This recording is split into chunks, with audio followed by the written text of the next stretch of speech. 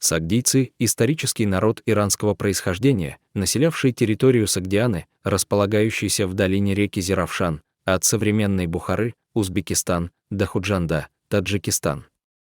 По выражению российского востоковеда Бартольда, сагдийцев по своему торгово-культурному вкладу в регион можно назвать финикийцами Центральной Азии. Сагдийцы, наряду с восточноиранскими народами, являются одним из предков современных таджиков.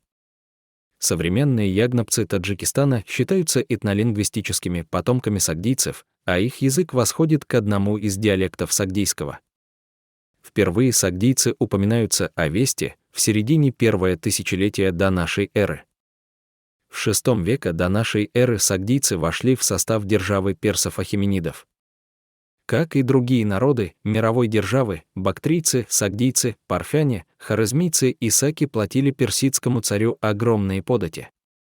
Историк Геродот в списке сатрапий, учрежденных персидским царем Дарием I, называет хорезмийцев в составе 16-податного округа наряду с парфянами, сагдийцами и ариями. Геродот, перечисляя подразделения персидской армии Ксеркса, выступившей против Греции, называет отряды бактрийцев, парфян, хорезмийцев и сагдийцев. По китайским источникам, в конце II века нашей эры, начале I века нашей эры в Согде правители самаркандского Согда имели общее происхождение из дома Чжаву, то есть иранский народ юэчжий. Сагдийцы выполняли торгово-посредническую функцию между двумя великими империями – Римской, позже Византией, и Танским Китаем.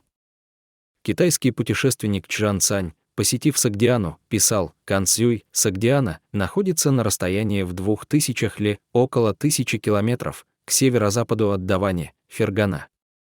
Люди ведут кочевой образ жизни и обычаями своими напоминают народ юэчжи. У них 80 или 90 тысяч лучников на вооружении. Эта маленькая страна граничит с Даванью и признает независимость юэчжи».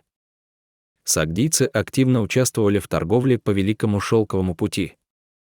Есть сведения, что производившееся в Согде оружие, в частности, кольчуги, закупалось китайцами и жителями других стран.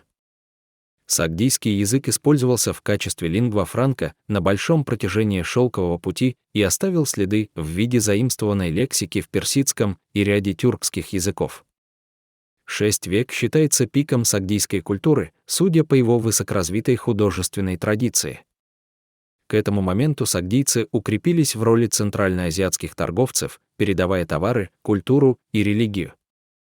В средние века долина Заравшана вокруг Самарканда сохранила свое сагдийское название – Самарканд.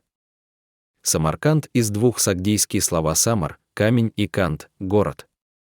Слова «канд» из сагдийский город можно встретить в большинстве городах Средней Азии. Например, Самарканд, Кухканд, то есть Каканд, Чочканд, то есть Ташкент, Ботканд, то есть Баткент, Исфара, Исфана и многое другое. Там, где сагдийцы двигались в значительных количествах, их язык оказал существенное влияние на народы и их языки. Позже по британской энциклопедии средневековые арабские географы считали это место одним из 4 прекрасных регионов мира. Сагдийцы говорили на сагдийском языке иранской ветви, индоевропейской языковой семьи, родственном бактрийскому и хорезмийскому. Письменность была основана на арамейском алфавите. Долгое время сагдийский язык был международным языком от Каспия до Тибета. Судя по сагдийской бугутской надписи в Монголии, написанной в 581 году, сагдийский язык также был одним из официальных языков тюркского каганата, созданного тюрками. Позднее сагдийский язык был вытеснен с территории Согда классическим персидским и его таджикским диалектом. Однако сагдийский, новосагдийский язык до сих пор находится в употреблении у малочисленной народности ягнобцев, по разным оценкам от 2 до 12 тысяч говорящих, и пинджакант в горной местности, по оценкам 500-700 человек, в Сагдийской области Таджикистана и в окрестностях Душанбе. В рассматриваемый период в Согде доминировал зороастризм. Из зороастрийских божеств популярными среди населения региона являлись Нана и Митра.